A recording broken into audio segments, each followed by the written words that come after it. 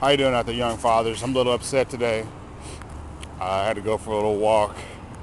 That's something that I suggest you do. There's going to be times in your relationship when things happen that may or may not be in your control and you just get angry.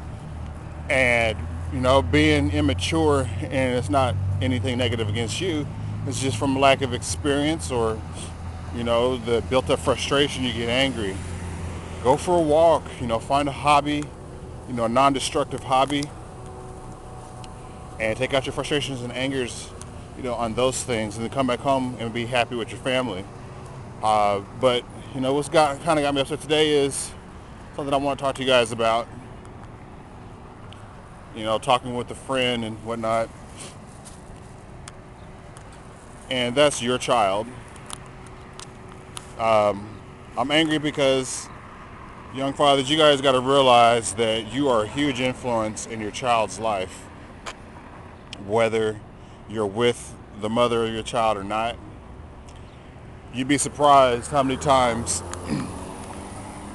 especially how many times the child will make an expression just like yours, may have the same walk, may like the same things, and you're nowhere around. And, that's a reflection of you. Your child is a reflection of you.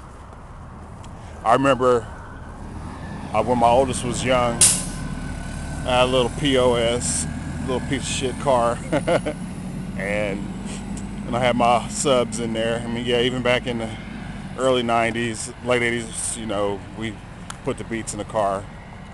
And, my little dude was like 2 years old, and I'm driving around the streets of Wichita, bumping Rakim, like cranked all the way up with my 2-year-old in the back seat in his car seat. And he's just bobbing his head, rocking out with me. And he didn't understand what was going on, but he seen that his dad liked the music, so he liked the music too. And here it is, almost 20 years later, he still likes the same music I do. So you see, you have that influence.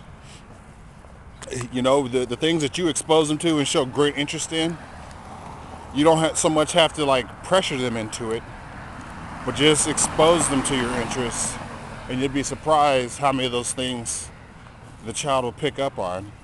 And as they get older, they'll hold on to those things. And more seriously, not just music.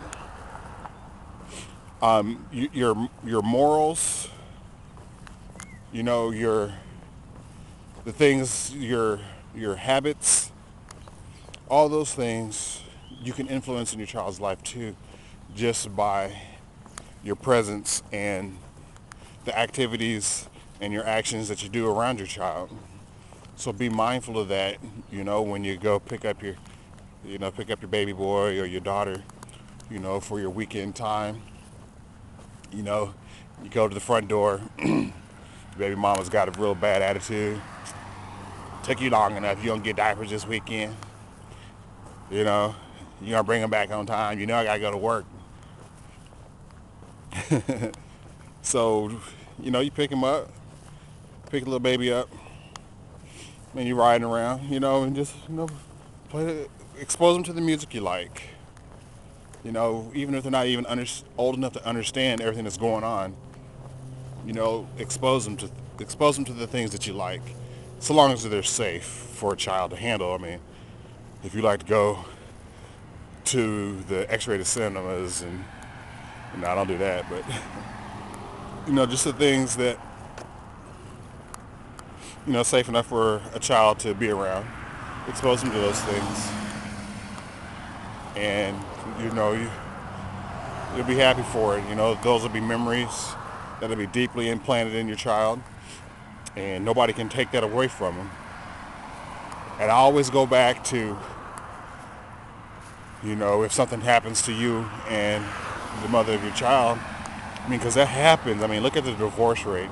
Look how long people stay together nowadays. It's insane. It's like nobody stays together for very long.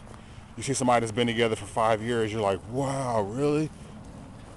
It used to be, 15, 20 years was like nothing. Being married for 15, 20 years. So, oh, that's nothing. We've been married for, But now, People don't even get married, and then couples don't even stay together that long. So something is bound to happen, whether it's your fault or not. And just remember that the only thing that's important is that child, your relationship with that child. And I think you'll be all right. Stub K Dad, and I'm out.